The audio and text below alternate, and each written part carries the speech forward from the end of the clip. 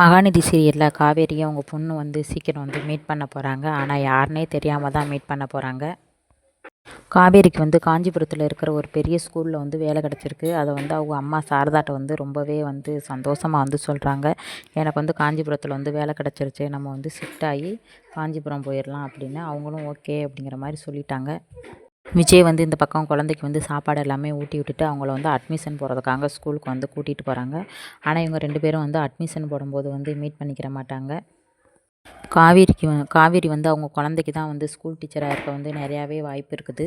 அவங்க 2 பேருமே அது மூலியமாக வந்து பேசி பழகி ரொம்ப ஃப்ரெண்டாகவும் அதிக வாய்ப்பு இருக்குது. காவேரியை பற்றி அவங்க அப்பாட்ட போய் அதிகமாக வந்து சொல்கிறதுக்கு வந்து நிறையா வாய்ப்பு இருக்குது. அப்பா, எனக்கு வந்து டீச்சர் வந்து நல்லா பார்த்துக்கிறாங்க, அவங்கள வந்து ஒரு நாளைக்கு நம்ம வந்து மீட் பண்ணலாமா அப்படிங்கிற மாதிரி வந்து கண்டிப்பாக சொல்லி அவங்க வந்து கூட்டிகிட்டு போவாங்க. அந்த குழந்தை மூலியமாக தான் 2 பேருமே வந்து மீட் பண்ண போகிறாங்க.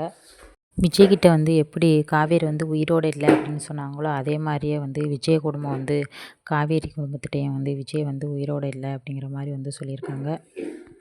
காவேரியும் விஜயும் சீக்கிரம் வந்து சேரணும் அப்படின்னு யாரெல்லாம் எதிர்பார்க்குறீங்க அப்படின்னு மறக்காமல் கமெண்டில் சொல்லுங்கள். அதுக்கு முன்னாடி நம்ம சேனலை வந்து சப்ஸ்கிரைப் பண்ணி லைக் பண்ணி வச்சுக்கோங்க.